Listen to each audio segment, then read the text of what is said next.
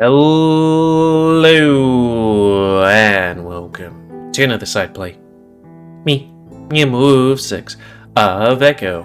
Before we start, if you're interested in playing this game, you can get it for free on itch.io. They also have a Patreon for, early access to other games. I really hope that, or wish that they would do one of these for, Adastra? I miss that game. They really should do more, though I guess they do have a bit less guys on it. Anyways, in the last side play, we did Runaway, where Jenna was running away to go to Pueblo to live a new life. I wonder, who she was, rooming with or something like that, because supposedly she's poor and 17, and yeah, I don't know. Anyways, time for lights, and resetting our face. Are these in chronological order? Last one was May, this is November, I don't know. Oh, welcome to the discotheque. I looked down at the cup in my hand, trying not to make eye contact with anyone around me. For some reason I was trying to do disco and I went to Eastern European. Part of me wish I had stayed home tonight, but Sarah asked me to come, and I'd feel bad for turning her down. She looked so excited when she mentioned how much effort she and the rest of her Bible group put into this party. I don't know, this doesn't sound very Christian music to me.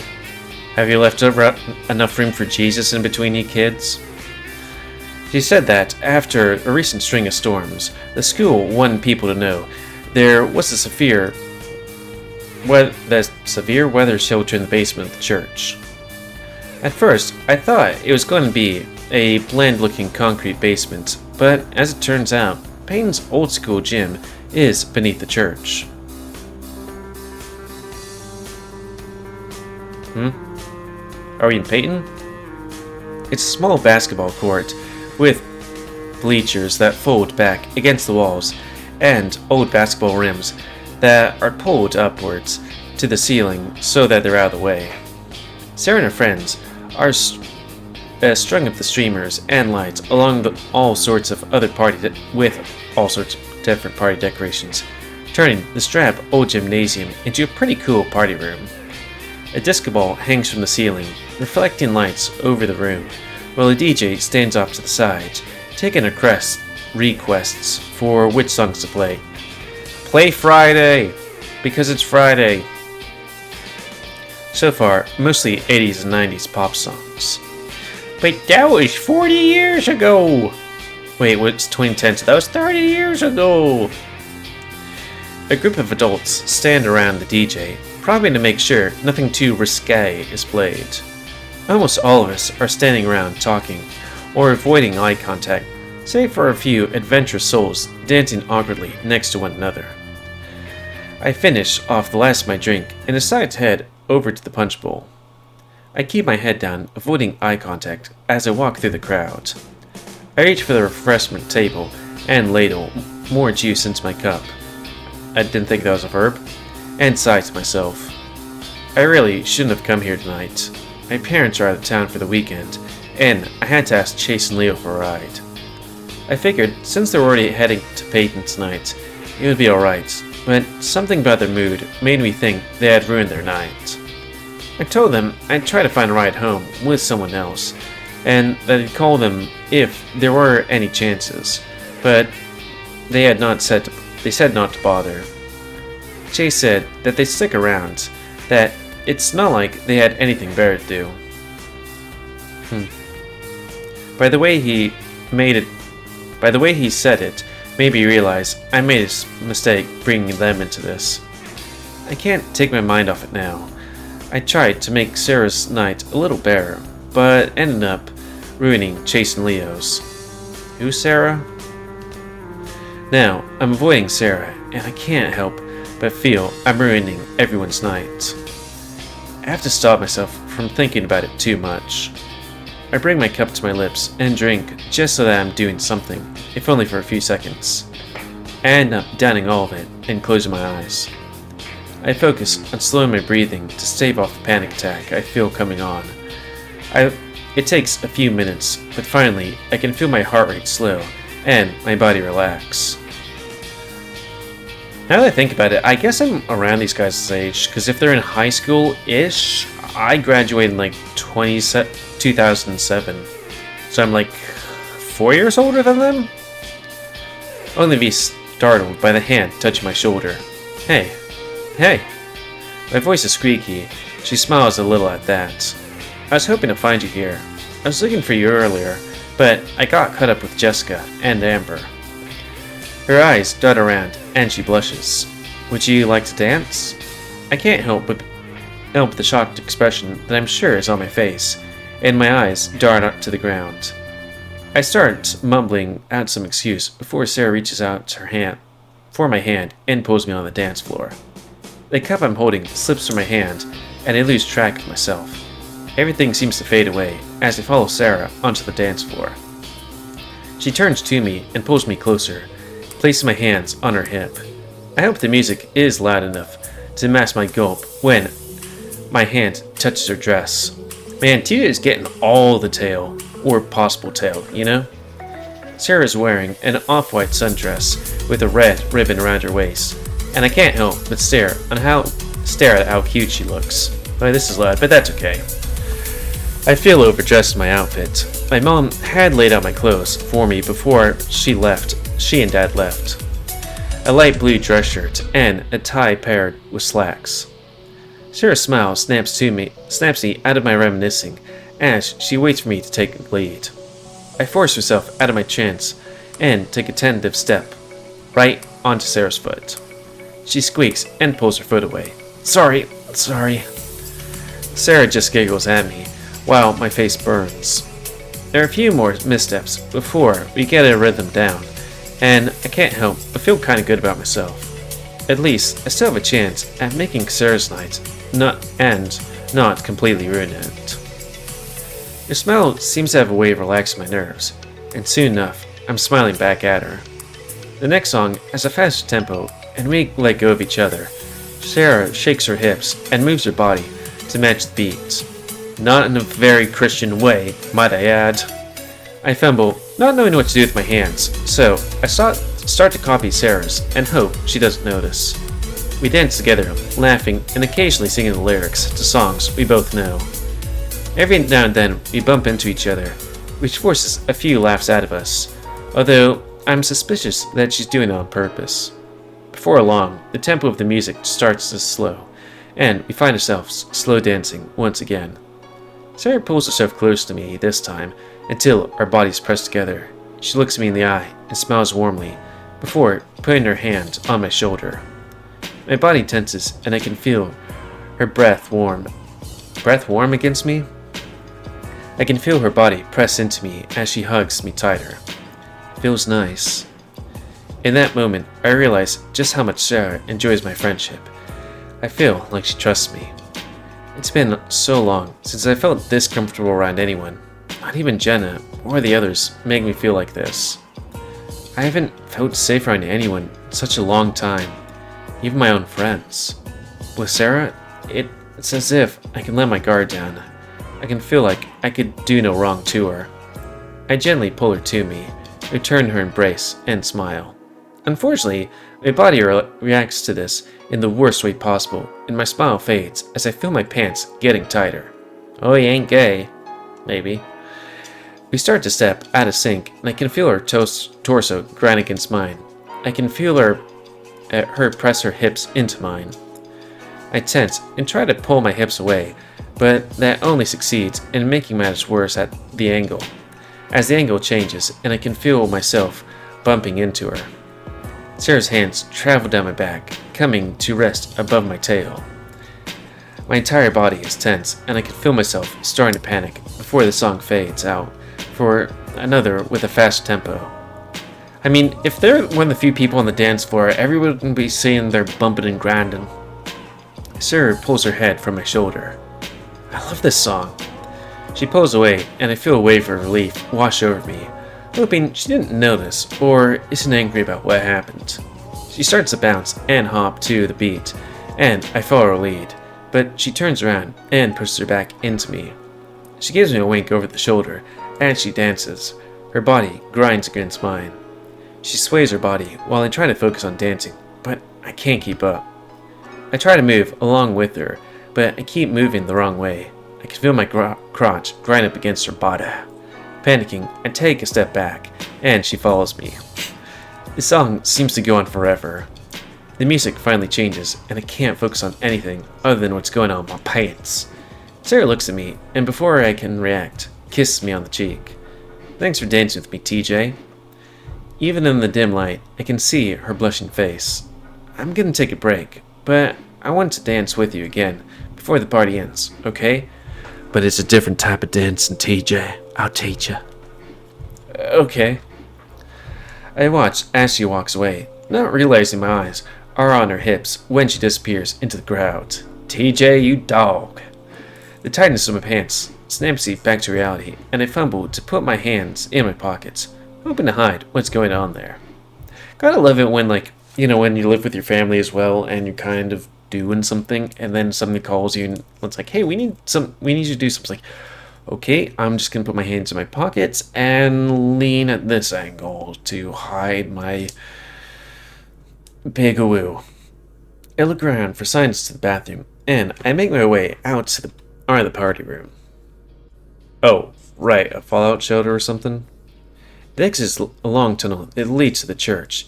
The air in here is damp and cold, and as I step in the hallway, I feel a wave of cold air hit me. I realized how warm I am. I'm practically panting. I groan as I realize I probably look like an idiot dancing with Sarah.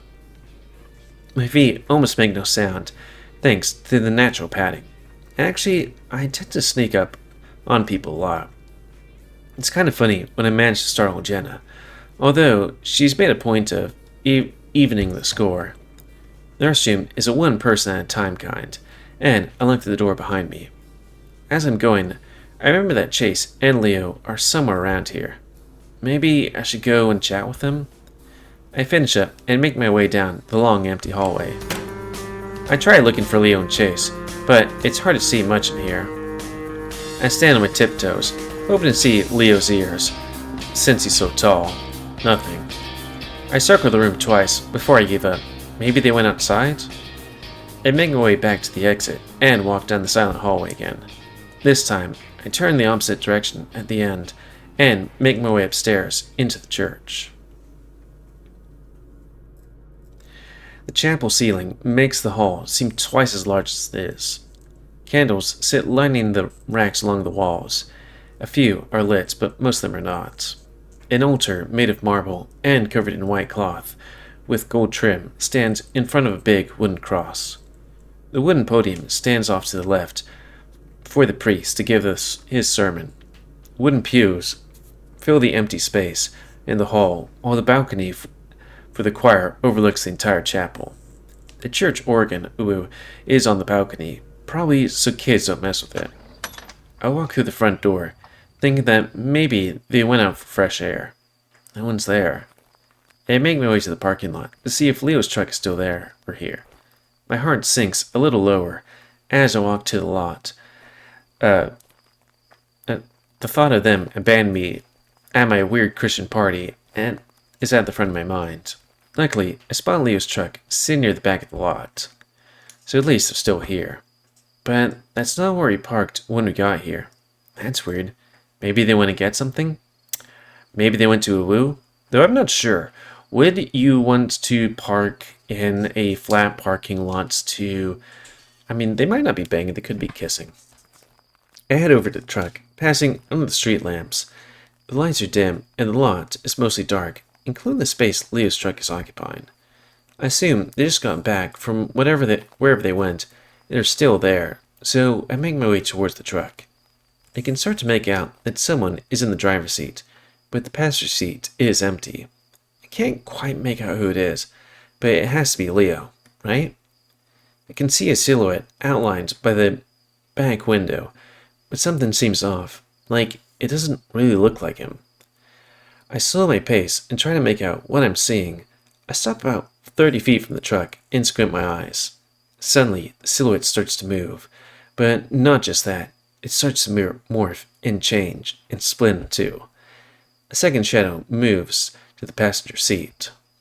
I start backpedaling as the driver's side door opens, I'm about to turn and run to the headlight when the headlight comes on and Leo leans out. Hey TJ, is that you? I stop and relax, internally chastising myself for being so skittish. Okay, maybe they're just making out. Yeah, I was looking for you and Chase. Where'd you go? I walk more confidently towards Leo. As I reach the car, Leo closes the door and rolls down the window. Leo looks to his right. Chase is sitting in the passenger seat. He looks a little embarrassed and also a little annoyed. He has his jacket over his lap, and his bare thighs are sticking out beneath it. He doesn't have his pants on. Leo clears his throat. We just went for a... Chase seems to snicker at that. Oh, okay. I'm not sure what they're talking about, but I have my suspicions. I look at Chase. Chase, were you doing something Jesus wouldn't be happy about? So, are you gonna go to the party? Leo looks at Chase, who sighs heavily, like he's just put down a giant weight. I don't know about that, TJ. It's kind of awkward. Not really into the whole Kool-Aid thing. The last part comes out all mumbly and quiet. I flatten my ears to my head and ball my fists. Quit acting like this is some cult, Chase. My eyes go wide when I realize what I said out loud. Chase rolls his eyes and makes a sound with his mouth. I know, TJ. I was just joking. I clench my fists harder. No, you're not. You always mumble about stuff like that, when all I'm trying to do is include you guys. Chase glares at me before responding. Well, maybe it's because I'm not comfortable being in a place that thinks people like me and Leo are disgusting. Let's just look at reference. When was gay marriage legalized in America? Gay marriage legalized. 2015, so that'd be 5 years from now. Woof. And then maybe in not too long it might be taken away again. I mean, that's what the Supreme Court was saying. Then also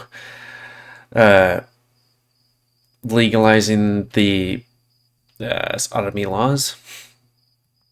So it's not comfortable. Disgusting. Who in there thinks you're disgusting? You know most of them. You've hung out with me and Sarah before. So who in there thinks you're disgusting? Chase rolls his eyes again. Leo seizes the opportunity to step in and raise his hands. Look, Chase, we're here on TJ's behalf at least. At least, the least we can do is stop in and say hi. Chase mumbles something again, but ignores it. We'll head inside for a bit, Teach, and we'll stick around for a while, and then we'll head home, okay? Leo's tone puts me at ease again, but I'm still uptight about after what Chase said. Listen, I'm gonna go for a quick walk to get some fresh air. Leo shoots a quick glare at Chase before he turned to me. Alright, we'll be inside when you get back, okay? I nod, and because I don't want to have to say anything more, I turn and fast walk towards the road, passing under the dim lights of the passing lot as I do.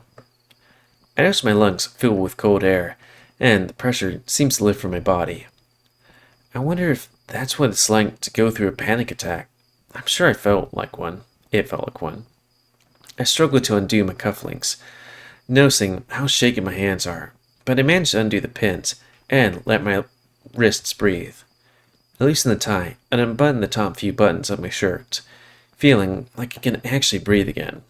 I look around for a long stretch of road that runs past the church. There's some houses nearby, but the road is pretty empty, except for the street lamps. One side of the road is a rocky, gravel-covered hill, while the other side is flat, open ground, with the occasional house nearby. I stay on one side of the road, under the street lamp, for a few minutes more, and I don't really know why, but I take a step towards the darkness of Echo. As I walk down the road, I can feel the gravel shift under my toe pads, and it tickles my feet. Wait, do we not have shoes? I force myself to smile, and I try to think about other happy little things in my life, but all I can think about is Chase and Leo. I sort of disconnect from what I'm seeing, drawing into myself as I wonder why I thought it had been a good idea to invite Chase. He's always kinda mean, but today it's even worse for some reason. He'd always been okay with me and my beliefs, but I guess actually bringing him here had been a bit too much. I stop and snack back to reality. It's completely dark, and I look up. It seems I've walked past the streetlights on the road. I turn around and look back towards the church. I didn't realize I walked this far. I can barely make it out from here. How long have I been walking? I sigh and start to head back, putting my hands in my pockets as I pick up the pace. I'm unnerved with how loud my footsteps are now. Each footstep is like nails on chalkboard, causing the fur on the back of my neck to stand up. As I make it back under the closest street lamp, I check my phone to see what time it is. 9:30. Oh, it's past my bedtime. I wish I had checked it before I started walking, but I figured the party should have at least an hour left. I continue walking and go to put my phone in my pocket. I miss, and it tumbles to the ground. I stop to pick it up. The fur on the back of my neck stands up again. I thought I heard footsteps after I stopped walking. There were echoes, but something about a few of them sounded different. But it had to be an echo, right? Ooh, it's a picture I haven't seen before. I stand up and look behind me, but I don't see anything. Just a no. I squint my eyes, looking into the darkness, but I can't make anything out. I listen for anything, and I can't hear breathing. And I think I can hear breathing, but when I try to focus on it, a steady, high-pitched ringing into my ears to build. The more I try to focus, the louder it gets. I try to focus on anything other than that sound, but there's nothing to hear. It's gone so loud that I don't think I'd be able to hear a jet engine at this point. I feel my lungs start to burn, and I release a breath I hadn't realized I'd been holding. I was so focused on hearing something, anything, other than that ringing, that I ignored everything else. I inhale, the night air pierced by the sound of breath being released. I must have been going crazy. I take one last look around and start back towards the church again. But once I step out of the light, I swear I can hear footsteps start behind me again. I focus on steadying my breath and listening for any out-of-place sounds again. I keep my head down low and try to catch a glimpse of anything out of the corner of my eyes. I look ahead to see how far I am from the church, and my heart sinks. I'm not even close. I look towards the houses on the side of the road, but only one remains between me and the church, and still a few street lamps away. Even in the dark, I can see its dilapidated mess, and no light shine from inside it. There are trees growing all around it and overtaking what's left of the house. I consider running it and hiding in there, but there's no guarantee the door's unlocked. Or worse yet, maybe there's that person that's following me lives. Just keep walking. I can't see anymore, so I might as well be ahead. I can't see anyone, so it might as well be in my head. I swear I can read it. I've done a bunch of reading today, but still. Even if it's someone following me, who's to say it isn't someone from the church? That would make them a good person, right? I make it under another street light, and then another, and pass under another two before I make it in front of the dilapidated house. Just then, I hear ragged breath coming from behind me. I spin around with a yelp, but there's no one there. A whine escapes from my throat as I look into the darkness. Shouldn't I be relieved that no one's there? But I can still hear that ragged breathing. It sounds like it's coming from everywhere. I can hear it to my left, but I can't see anything. I look to my right, but I don't see anything. I spin around, looking in all directions, but I can't see anything. I turn my back towards the light pole, and I slowly back up, tears fill my eyes. Hello? Is anyone there? This isn't funny. I jump in surprise when my back touches the light pole. I can hear his ragged breath coming from my right and moving to the left, just outside the light. I shift on my feet, and I can hear the footsteps echo in the darkness. Hello? That's when I see something. I think I can see him moving around the darkness, a tall, lanky figure. He bends down and starts to walk on all fours, but what I can make out disappears in the darkness again. It can't be heard pacing around me as it starts to come closer to the light pole. I turn and bang myself into the middle of the shining light. I hug my arms to my chest and whimper. I don't know where it is anymore. Whatever it is. I try to listen again, but that trembling ringing pierces my ears. I feel my face scrunch up and tears run down my cheeks. I feel another whimper escape my throat, and I look around into the night. I look back towards Echo, and I can see a car driving towards me, and I feel a sense of hope wash over me. I start to look around, making sure the thing isn't going to grab me out of the shadows. I start to wave down the car, but as it pulls closer, the lights dim and I can see into it. My heart sinks, and I back away towards the light pole as I glimpse the silhouette of horns in the driver's seat and a bright red eye looking back at me. I stumble backwards away from the car. It pulls next to me and rolls the window down. TJ? Carl? He nods in a manner that says, the one and only. He pulls a cigarette out of his mouth. Yeah, cigarette. What are you doing? I let out a sigh of relief and rush forward, grabbing the door handle. Whoa there, TJ. I gotta unlock the door first. I fiddle with the handle, and Carl tells me to stop so he can open the door. I force myself to let go, and I look around, afraid that something is going to jump out at me before I can reach safety. I can smell something bad in the air now, like someone who hasn't bathed in months, or a rotting dead animal. It's closer now. I hear the door click open, and I scramble for the handle again. I can hear Carl mention the door being open, and that I could sit in the front if I'd like, but I ignore him, too focused on getting inside the car.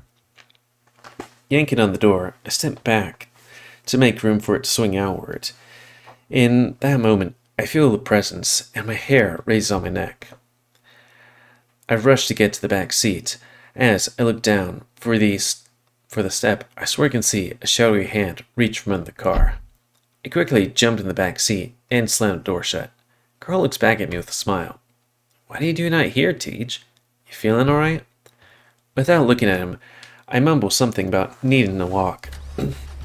I'm still too busy checking to make sure nothing is waiting outside the car watching us, or trying to get in. I feel a shifting in my seat, and the car starts to move. I take a deep breath, inward breath, and let out a sigh of relief. I turn and look over my shoulder at where I was trapped a few moments ago. I blink a few times to clear my eyes, and I can blurrily see the silhouette of a lanky, misshapen person standing just outside the light. But we pulled too far away for me to make out anything clearly. I turn back around and lean my head back into the headrest, and I close my eyes, feeling them well up in tears. I jump when Carl starts talking again. So, TJ, what the heck were you doing out here anyway? Something happened? I needed to clear my mind, so I went for a walk. All the way out here? I was at the church. I pointed the window to the side of the car where it would be on, but we're already past it and into Peyton. I think about telling him what happened, but I can't figure out how to explain it right now. Carl keeps asking me questions all the while, and I tell him about everything. The party, Sarah, Chase, and Leo. I leave out everything that happened after they left the church, for reasons I can't explain. I decide to focus on the part with Chase getting on my nerves, and he just laughs it off, saying that that's how Chase and Leo are. He asks if he should draw me off back at the church, and I tell him no, almost too quickly. I don't want to go back there, but I don't want to be alone. So instead, I ask him if I can go over to his place for a bit. He replies with an ecstatic, "Of course!" And I message Leo and Chase to let him know. He mentions that he was going to Peyton to buy a new game that just came out. He laughs, saying he hopes I don't mind if we have to wait a bit for it. I mumble that's fine, as long as the place we're going to is well lit. He's spooky. I guess these things are 30 minutes long, but that's okay. I don't know, the first one's like, oh, it's 16, so yay. But then it was like 35 and then 30. My jaw hurts, and not for the fun reasons. Yeah, it's kind of weird how it's like, you read, and then all of a sudden your reading ability's like, yeah, about your ability to read. Get fucked. But anyways, that's going to be the end of this Let's Play. So please comment, because I like comments. Tell me what you like, dislike, tips, tricks, otherwise. If you like my YouTube and like to see it grow, then please like, subscribe, and check out the videos that we grow. And please remember to spay and neuter your animals to help control the pet population. I need to get one of those vibrating things on my jaw so I could do that. And if you want to play this game, it's available free on the channel. They also have a Patreon for other games. And until next time, another side play. Me, GamerWolfSix of Echo. What was the next one going to be?